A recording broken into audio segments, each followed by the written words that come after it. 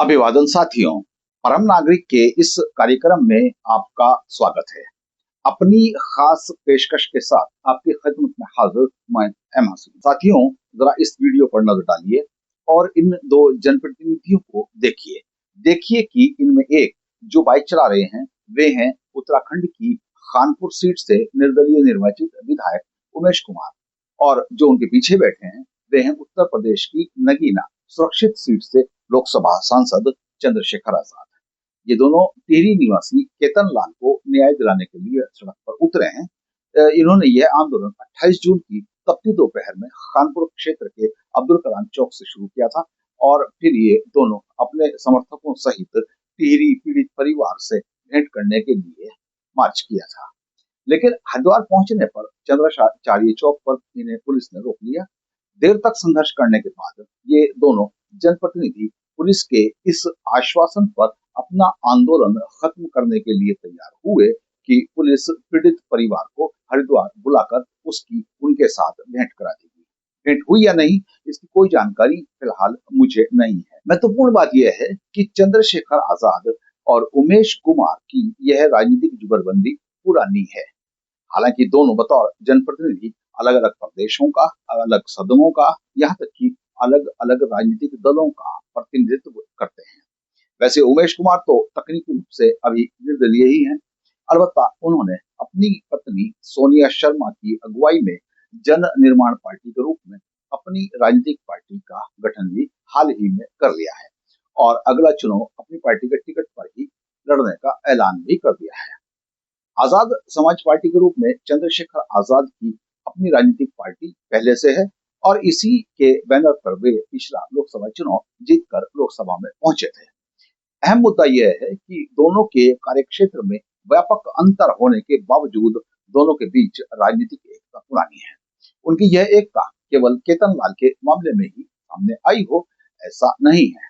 2 साल पहले हरिद्वार का वसीम मामला सुर्खियों में आया था। तब भी ये दोनों इकट्ठे वसीम के आवास पर पहुंचे थे, और उसमें जो आश्वासन सरकार से मिला था वह इन्हीं की अगुवाई में मिला था। सवाल दो हैं।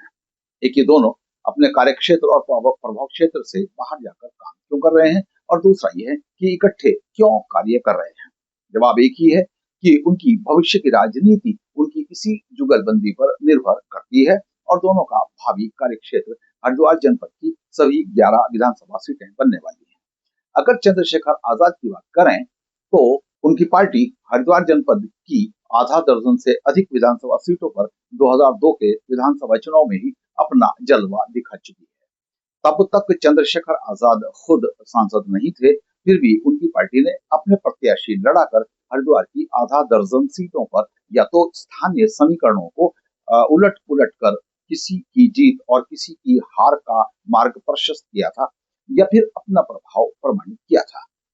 इस क्रम में उमेश कुमार का उल्लेख इतना 2022 की बतौर निर्दलीय उनकी विजय के कारण महत्वपूर्ण नहीं है, जितना उनके 2024 में बतौर निर्दलीय लोकसभा चुनाव लड़ने के कारण।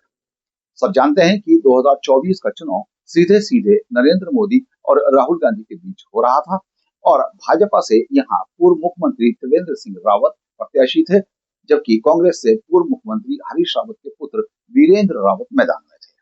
तब उमेश कुमार ने निर्दलीय लोकसभा चुनाव लड़ा था, और उन्हें 1.25 लाख से कुछ ही कम वोट मिले थे। लगभग सभी विधानसभा सीटों पर उन्हें 4 अंकों में वोट मिले थे, और अपने खानपुर निर्वाचन क्षेत्र के अलावा एक अन्य क्षेत्र में वे 5 अंकों में भी पहुंचे थे।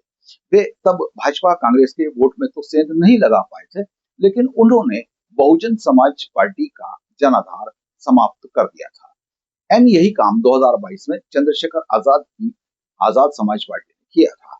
आसपा के एक प्रत्याशी की मौजूदगी के कारण कांग्रेस को भाजपा के सामने एक सीट गंवाना पड़ी थी, और आसपा के प्रत्याशी के कारण ही कांग्रेस के सामने भाजपा को एक सीट गंवाना पड़ी थी। लेकिन लक्सर की एक सीट छोड़कर आसपा ने जिले की सभी सीटों पर बसपा का जनाधार छीन लिया था। अब 2027 का विधानसभा चुनाव सामने है। ऐसी स्थिति में इस बात को बेहतर ढंग से समझा जा सकता है कि क्यों उमेश कुमार को अपनी पार्टी बनाने की जरूरत पड़ी, और क्यों चंद्रशेखर आजाद व उमेश कुमार को एक दूसरे की आवश्यकता है। साफ शब्दों में कहें तो दोनों मिलकर 2027 में कम से कम हरिद्वार जनपद की भाजपा कांग्रेस के बीच जनता को एक तीसरा विकल्प प्रदान करना चाहते हैं और यूं प्रदेश की राजनीति में प्रभावी व निर्णायक भूमिका अदा करना चाहते हैं। अपने उद्देश्य में दोनों कितना सफल हो पाएंगे, यह आने वाला समय बताएगा। फिलहाल इस वीडियो में इतना ही। वीडियो आपको कैसा लगा कृपया कमेंट बॉक्स में कमेंट करके बताएं और चैनल को लाइक व सब्सक्राइब करें। आपका बहुत बहुत धन्यवाद।